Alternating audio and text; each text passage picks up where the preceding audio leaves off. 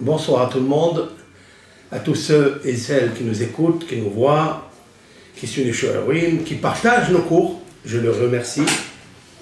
À toutes ces personnes qui font une très grande mitzvah de partager nos shiurim, nos cours. Ce soir, c'est la Hiloula de Rav Hida. Nous sommes le Yud Aleph Be'adar, c'est la veille donc du Ta'anit Esther que demain nous allons pratiquer. Le Rav Hida, Haïm Yosef David Azoulay, dans l'acrostiche, les initiales Haïm Yosef David Azoulay, était un célèbre grand rabbin d'Israël, décisionnaire halachique. Dans son époque, il n'y avait pas plus grand que lui, que ce soit parmi les séfarades ou ashkénazes. Je cite cela parce que le Hatam Sofer, Rabbi Moshe Sofer, qui était Anak Batora, qui était un géant en Torah, le grand rabbin de Hongrie, Rabbi Moshe Sofer, a écrit à son élève et lui a dit, concernant une femme qui avait perdu son mari, et on ne savait pas où il était, et le Rav d'écrire un responsable, une lettre, pour permettre cette femme pour se remarier. Mais il s'est abstenu à la fin parce qu'il ne savait pas.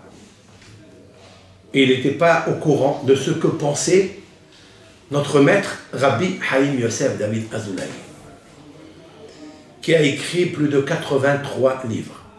Il a écrit à son élève, il lui a dit « Trouve-moi dans les écrits du Rabbi Haïm Yosef David Azoulay, le Hida, trouve-moi qu'est-ce qu'il a écrit à ce sujet, parce que je voudrais avoir son appui. » Ces paroles-là pèsent très très lourd. Le Rav Hida al-Vashalom, 83 livres, ça n'est pas anodin. Rabbi Mordechai Eliyahu Zatzal, qui est enterré à Givat Shaoul, juste à côté de lui, l'ancien grand rabbin d'Israël. Qui ne connaît pas Rabbi Mordechai Eliyahu Zatzal? C'est lui et d'autres personnes qui ont ramené les ossements du Rav Hida il y a 65 ans, de Livourne. Il était enterré en Italie à Livorno. C'est là où il était grand rabbin de Livorno, parce que comme il a quitté Eretz Israël pour aller chercher en mission, bien sûr, pour aller récolter des fonds en Europe, il a été approuvé par tous les grands rabbins, notamment le Rashash, Rabbi Shalom Sha'abi, le plus grand kabbaliste de sa génération, et on dit de lui qu'il était le Nitzutz, l'étincelle de Arizal. Étant donné que Arizal a dit à ses élèves, à Rabbi Yitzhak Cohen, un de ses élèves juste avant sa mort, il lui a dit de toute façon, je vais revenir bientôt. Et on dit qu'il est revenu, son âme, sa réincarnation, est investie dans le Rashash Rabbi Shalom Sha'abi, qui fut un des rabbins kabbalistes du Rav Hida. Bien que, lorsque le Rav Hida, qui était très jeune, lui a demandé de rentrer, d'expliquer, de prendre des cours, comment expliquer la Kabbalah, le Zohar, le Rashash, Rabbi Shalom Sha'abi, lui a dit, toi, tu n'as pas besoin. Tu vas l'apprendre seul. Tellement le Rav Hida était illustre. Donc lorsqu'il a quitté Hebron, il est né à Jérusalem, mais il était à Hebron, c'était aussi le disciple de Rabbi Haïm Ben Attar, et donc il est allé à en Europe, il s'est installé en Italie exprès, parce que là, il y avait les imprimeries, et comme il tenait à cœur les livres qu'il a écrits, au nombre de 83 livres, eh bien, le Rav s'est installé pendant 5 années en Italie. Le Rav Mordechai Eliyahu donc a pris ses ossements après sa mort, et le Rav Mordechai Eliyahu a dit, il a témoigné que quand il y a plus de 200 et quelques années que le Rav Hida est décédé, il a dit qu'il est encore entier. Je lui ai touché sa barbe. Comme ça, le Rav Mordechai Eliyahu a témoigné. Et il a dit, le Rav Mordechai Eliyahu Zatzal, il a dit qu'il a écrit des livres lui aussi. Il a dit, je prie l'Éternel que tous mes livres à moi, que j'ai écrits, aient le succès comme le plus petit livre de Rav Hida. Bon, donc Rav Hida à son époque était un gigantesque rabbin. Je voudrais raconter pourquoi je parle beaucoup du Hida, parce que je pratique pendant plus de, on va dire, 35 ans, la Hiloula du Rav Hida. Chaque année, quand je peux, bien sûr, mais habituellement, je pratique la Hiloula de Rav Hida le 11 Adar, comme ce soir. Et donc, je la fais un peu petit, je ne la fais pas en grand. Et pourquoi je pratique cette Hiloula et pas d'autres? Alors que, bien sûr, tous les rabbanim, on a besoin de leur shechina, on a besoin de leur mérite pour accéder à des niveaux spirituels tels qu'un homme aspire, tel qu'un homme a la volonté d'acquérir. Je vais vous raconter, après mon mariage, j'ai étudié au collège, ici donc à la Yeshiva, à Marseille, au Rodan, Bet David, la Yeshiva de Bet David, qu'a créé mon beau-père, de mémoire bénie, puisque je le cite, et c'est extraordinaire, il est enterré dans le carré du Hida Givat Shaul, à 2 pas de Rav Mordechai Eliyahu. Et je peux vous raconter l'historique, comment ça s'est passé, mais ça n'est pas l'objet maintenant du cours, j'ai qu'un petit quart d'heure pour vous conter un petit peu quel est le lien que j'ai avec le Rav Hida. Et puis, voilà, en train d'étudier au Kollel avec Mahavruta, mon camarade d'études, et se présente à moi à l'heure du Moussar, parce qu'à 6h30, on étudie une demi-heure de Moussar, pour savoir si on est dans le bon chemin. C'est une façon d'avoir un examen de conscience à chaque instant de la journée, et tous les jours, une demi-heure de Moussar, comme l'a fixé notre maître, Rabbi Israël Salanter, de mémoire bénie. Et donc, voilà s'adresse à moi un homme qui vient avec un sac. Cet homme-là, il arrive vers moi alors qu'on était une quinzaine dans le Beth Midrash. Il s'adresse à moi, il me dit, monsieur le rabbin, ça c'est pour vous. Pour moi? Qu'est-ce qu'il y a dedans? Il dit, voilà, au 83 boulevard du Redan, à la Rouvière, donc c'est un endroit ici à côté de chez nous, j'ai trouvé dans la poubelle des livres. Donc je sais que c'est de l'hébreu, je ne comprends pas ce que c'est, donc je vous l'amène ici. Alors je lui demande à ce monsieur, il s'appelait monsieur Boadana, vous n'avez trouvé que moi pour me donner ces livres? Mais bien sûr, vous êtes un GPS de Dieu. Et donc, je prends les livres, je pose le sac sans l'ouvrir, parce que c'était l'heure du Moussar. J'ai fini mon Moussar, j'ai fini un arbitre, puis je me suis dit dans ma tête, il doit y avoir des calendriers à l'intérieur. Vous savez, les gens, à Pessah et tout ce qu'ils trouvent dans le ménage, ils jettent là et là, dans les caves, etc. Ça reste et ça atterrit dans les poubelles. Il faut faire très attention parce qu'il y a des fois le nom de Dieu dedans, il y a les Kaddish, il y a les Birkat Amazon, et il faut faire très attention à ne pas jeter ça dans les poubelles. Et voilà que j'ouvre le livre et je trouve un ancien livre qui m'a très intéressé. Il s'appelait Nahal Sorek. Nahal Sorek, ça ne me disait rien du tout. Nahal Sorek, c'est-à-dire, c'est le nom d'un livre que le Rav Hida a écrit, qui est intitulé « Le fleuve qui jaillit », qui se mouvoie. Et puis, je prends ce livre et j'ai commencé à lire dedans. Et je vois des merveilles, des douceurs, des Hidouché Torah. Je me suis délecté de ces Hidouché Torah. Je cherche qui est l'auteur. Les premières pages donc, de sommaire étaient effacées. Mais j'ai demandé dans l'ordinateur qui est Nahal Sorek, l'auteur de Nahal Sorek. Il s'est avéré que c'est le Rav Hida. Puisque je me suis très intéressé à ce que ce Rav dit, je suis allé chercher tous ses livres et apprendre ses livres et m'inspirer de ce qu'il écrit. J'ai dévoilé des choses merveilleuses, extraordinaires. Puis, j'ai lu la biographie de Rav Hida, celle qui consiste à tout ce qu'il a vécu pendant 2 fois en Europe, puisqu'il a fait une tournée 2 fois en Europe. Quand il est allé en Allemagne, il a visité des grands rabbinim.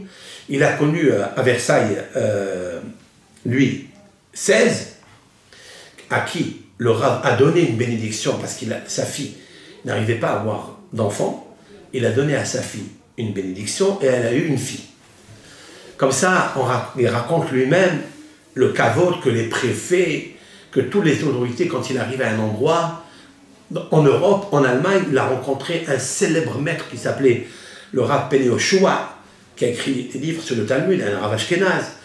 Qui n'a pas rencontré ce Rav? Et tout le monde l'a félicité. Dans sa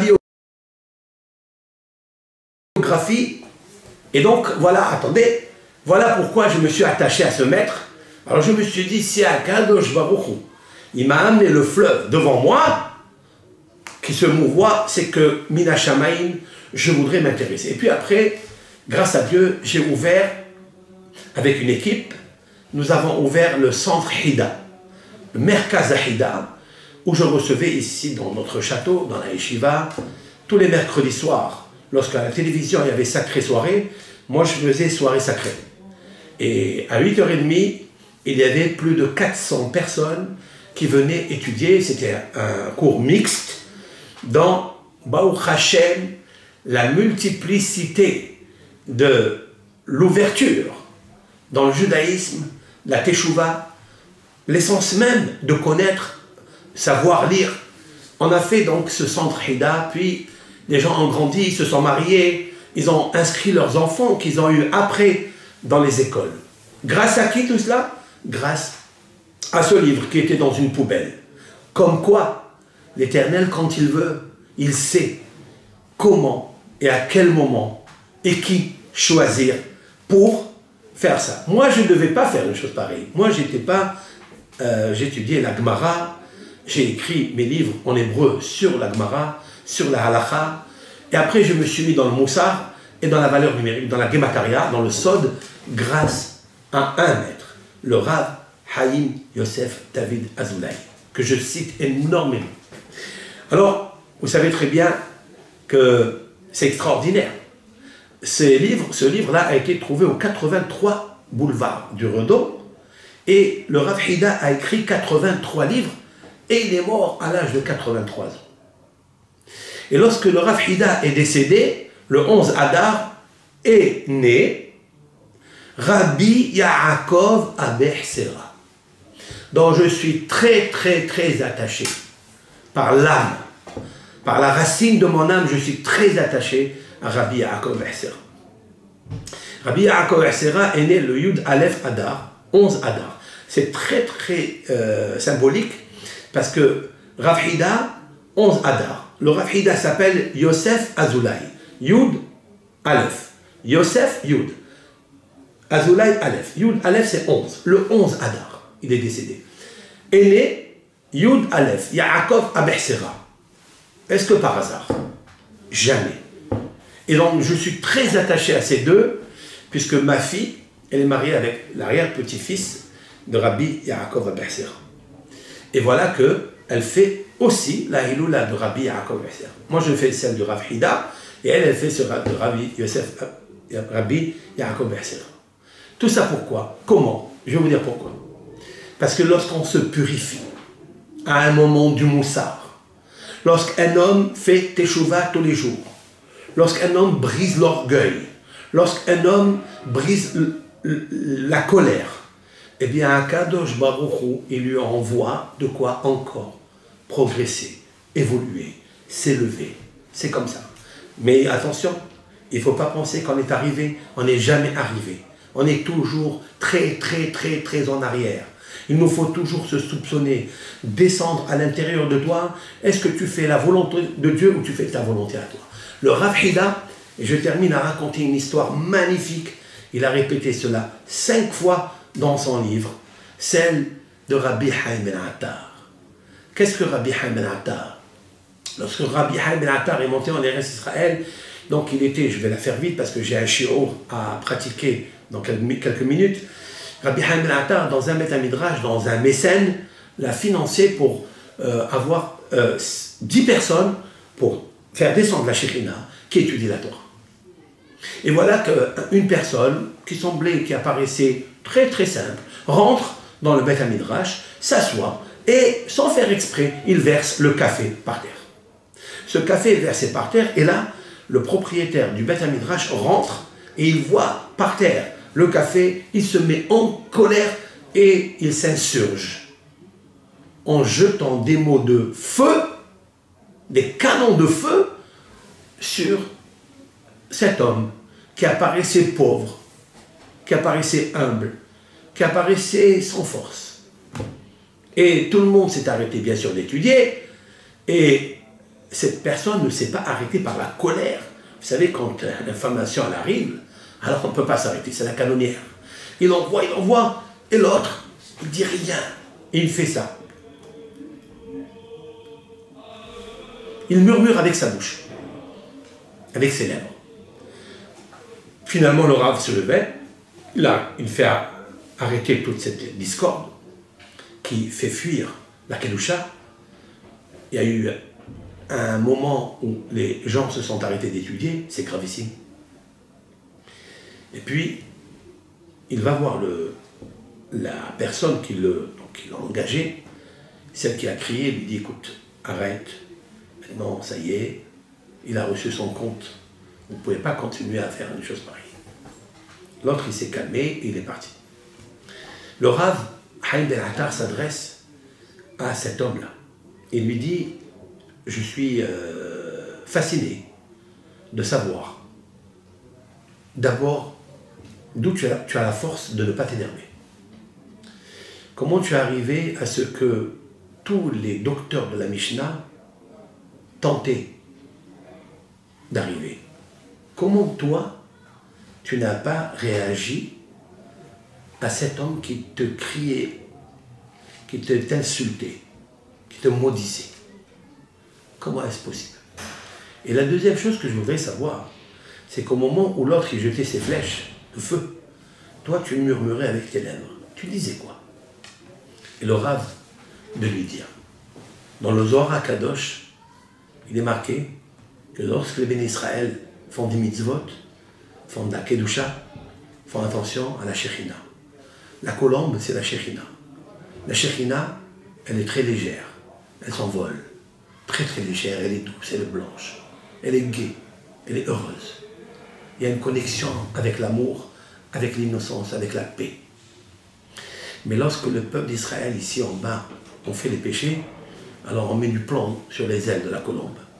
Et lorsqu'on met du plomb sur les ailes de la colombe, ça lui est très difficile de s'envoler. Et au moment où lui, il me criait dessus, j'ai pensé à la Shekhinah.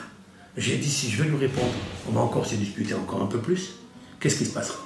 Lui va mettre un quota, une charge très très lourde sur une aile ou sur les deux, et moi je vais en mettre encore une charge sur le poids de la Shekhinah. C'est pas malheureux ça? Donc je dis, au moment où il me criait, j'ai dit, au nom de la Shekhinah, au nom de la volonté de Dieu, je vais effacer ma volonté et je vais lui pardonner. Je lui pardonne, je lui pardonne, je lui pardonne, je lui pardonne, au nom du respect de la Shekhinah. Lorsque Rabbi Haïm Ben Attar a écouté ces paroles, il a dit, voilà un homme qui m'a surpassé et il m'a passé sur. Voilà un homme, tzaddik yesod haolam. Je ne savais pas qu'il existait un homme aussi pur, aussi les Shem Shamaïm au nom de Dieu, qui pardonnait au moment où tu le cries. Et ça, il y en a quelques-uns dans le monde. Quelques-uns dans le monde. Le Rav Hida a écrit 5 fois dans ses livres cette histoire, tellement il était émerveillé. Lorsqu'on demandait au Rav Hida qui avait une mémoire d'éléphant, on lui demandait, Rav, est-ce que tu as mangé le médicament qui s'appelle Blazor? Il existe une racine, légume, qu'on mange et qu'on peut recevoir la puce de la mémoire. Ils ont dit, est-ce que vous avez mangé ça? Et il a dit, d'abord, j'ai pas de mémoire. Alors que c'est vrai, il était d'une modestie. Mais il a dit une seule chose qui peut avoir la mémoire. si on veut jamais tomber dans la maladie d'Alzheimer, il faille être un homme modeste, effacé, celui qui brise son cœur devant la Shekhinah. Si quelqu'un brise son cœur devant la Shekhinah pour le respect et l'honneur de la Shekhinah, l'Éternel, il lui donne la puce de la mémoire, du zikaron. Il y a beaucoup d'histoires à raconter sur la Vrida. Je vous souhaite d'allumer ce soir. Demain, vous avez toute la journée, le jeûne, d'allumer une bougie au nom du Rav Hida, à la Vachalom. De donner 13 pièces, petites pièces. C'est-à-dire la Ségoula de Rabbi Haim Palachi, qui était un de la famille du Rav Hida, qui habitait à Izmir, en Turquie, et qui a dit qu'il nous faut fabriquer le nom de Dieu, 13 petites pièces, 13, ça fait 39. 39, c'est Tal c'est rosée, la rosée de la vie. La rosée de la vie. Et puis, demain, avec l'aide d'Hachem, lire le psaume 22, celui qu'a lu Esther à Malka avant de rentrer dans le palais de Hachvérosh alors qu'elle n'était pas permise de rentrer. Et grâce à ça, elle a tiré sur elle un fil de haine, de grâce. Et c'est comme ça que Hachvérosh l'a invité à être avec elle, avec lui. Donnez une petite pièce de tzedaka et priez ce que vous voulez. Toutes les requêtes, on dira sur vous, sur cette prière, ce que Hachvérosh lui a dit à Esther quand elle est rentrée chez lui. Qu'est-ce que tu as, Esther? Quelle est ta requête? Qu'est-ce que tu demandes? Jusqu'à la moitié de mon royaume, je te le donne. Ça, c'est l'Éternel qui parle. Si tu lui demandes à toi, Esther, à toi, Moshe, à toi, Mordechai, à toi, Meir, tu lui demandes, quand tu as prié avec la brisure du cœur, ce psaume 22, Hakadosh Baruch Hu, à Purim, il te donne la moitié de son palais, et à Pessah, il te donne une deuxième fois. À Pessah, le soir de Pessah, demande là-bas aussi, après le deuxième verre, la deuxième coupe de Pessah, demande à Hakadosh Baruch Hu, c'est un soir exceptionnel. Pourquoi? Parce que c'est le soir de Pessah que Haman et Hachvérosh, ils ont fait le décret de la Megillah. Et comme il a été annulé ce soir-là, donc on peut demander ce soir-là. Comprenez?